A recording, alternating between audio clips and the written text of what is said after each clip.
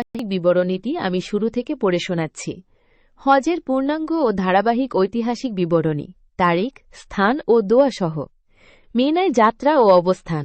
৮ই জিলহজ, ইয়াউমুত তারবিয়া। হজের মূল আনুষ্ঠানিকতা শুরু হয় ৮ই জিলহজ। হাজিরা এদিন এহরাম বেঁধে মক্কা থেকে মিনার উদ্দেশ্যে রওনা হন। মিনায় জোহর, আসর, মাগরিব ও এশার নামাজ তাদের নির্দিষ্ট সময়ে কসর করে আদায় করা হয়। এই দিন ও রাত মিনায় অবস্থান করা সুন্নাত। হাজিরা পুরোটা সময় তালবিয়া, লাব্বাইক আল্লাহুম্মা পাঠে মগ্ন থাকেন।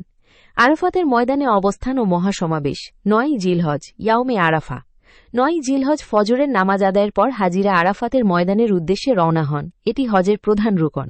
সূর্যাস্ত পর্যন্ত এই পবিত্র মাঠে অবস্থান করে আল্লাহর কাছে কান্নাকাটি করে ক্ষমা ও দোয়া করতে হয়।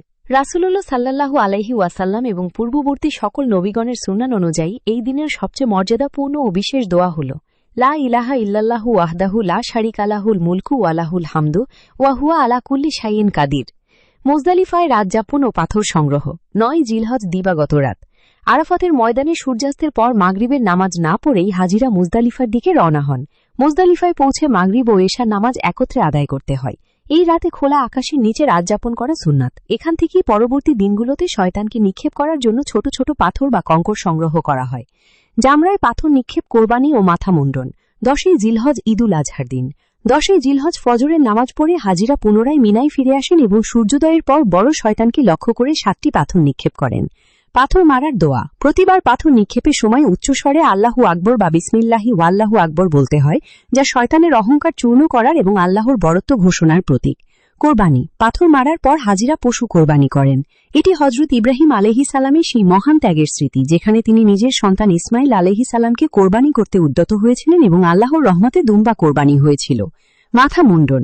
কোরবানির পর পুরুষ হাজিরা সম্পূর্ণ মাথা মুন্ডন করেন বা চুল ছোট করেন। এর মাধ্যমে হাজিরা এহরামের কড়াকড়ি থেকে আংশিক মুক্ত হন। তাওয়াফে জিয়ারত, মুলতাজামে দোয়া এবং জমজমের পানি পান। এরপর হাজিরা মক্কায় কাবা শরীফে গিয়ে হজের ফরজ তাওয়াফ বা তাওয়াফে জিয়ারত সম্পন্ন করেন। তাওয়াফে শুরু। তাওয়াফ শুরু করতে হয় হাজরে আসওয়াদ বা কালো পাথর বরাবর সবুজ বাতি চিহ্নিত স্থান থেকে। প্রতি চক্করের শুরুতে হাজরে আসওয়াদের দিকে হাত উঁচিয়ে ইশারা করে বা চুমু খেয়ে তকবীর আল্লাহু আকবর বলতে হয়। মুলতাজামে দোয়া। তাওয়াফ চলাকালীন কাবা শরীফের দরজার সামনে হাজিয়া আসওয়াদ ও দরজার মধ্যবর্তী অংশ, যাকে মুলতাজাম বলা হয়, বুক ও মুখ ঠেকিয়ে বিশেষ আকুতি ভরে দোয়া করা হয়, যা অত্যন্ত বরকতময়। মাকামে ইব্রাহিম। ৭ বার তাওয়াফ শেষ করে মাকামে ইব্রাহিমের পেছনে বা মসজিদের যে কোনো স্থানে ২ রাকাত ওয়াজিবুত তাওয়াফ নামাজ পড়তে হয়। জমজমের পানি পানের নিয়ম। তাওয়াফ ও নামাজ শেষে জমজমের পানি পান করা সুন্নত। হাজিরা দাঁড়িয়ে পবিত্র কাবার দিকে মুখ করে বিসমিল্লাহ বলে তৃপ্তি সহকারে জমজমের পানি পান করেন। আল্লাহ হাদিস অনুযায়ী জমজমের পানি যে নিয়তে পান করা হয় আল্লাহ তা কবুল করেন। সাফা ও মারওয়া পাহাড়ে সাই। তাওয়াফ শেষ করে হাজিরা সাফা ও মারওয়া পাহাড়ের মাঝে ৭ বার দৌড়ানোর জন্য যান। সাফা পাহাড়ে ওঠার সময় রাসূলুল্লাহ সাল্লাল্লাহু আলাইহি ওয়াসাল্লাম পবিত্র কোরআনের এই আয়াতটি তিলাওয়াত করতেন, ইন্না সাফা ওয়াল মারওয়াতা মিন শাআইরিল্লাহ। নিশ্চয়ই সাফা ও মারওয়া আল্লাহর নিদর্শনসমূহের অন্তর্ভুক্ত। আল্লাহ যেখান থেকে শুরু করেছেন রাসূলুল্লাহ সাল্লাল্লাহু আলাইহি ওয়াসাল্লামও সেখান থেকেই শুরু করেছিলেন। সাই শেষ করে পাহাড়ের ওপর দাঁড়িয়ে হাজিরা নিজ নিজ ভাষায় আল্লাহর কাছে হাত তুলে দীর্ঘক্ষণ দোয়া করেন। মিনায় পুনরায় অবস্থান ও ৩ শয়তানকে পাথর মারা। ১১, ১২ এবং ১৩ জিলহজ। সাই শেষে হাজিরা আবার মিনায় ফিরে যান। ১১, ১২ এবং ১৩ জিলহজ মিনায় অবস্থান করা এবং প্রতিদিন দুপুরে সূর্য ঢলে যাওয়ার পর পর্যায়ক্রমে ৩টি শয়তানকেই, ছোট, মধ্যম ও বড়, ৭টি করে মোট ২১টি পাথর নিক্ষেপ করা ওয়াজিব। প্রতিবার পাথর মারার সময় আল্লাহু আকবর বলতে হয়। বিদায় তাওয়াফ, তাওয়াফুল বিদা।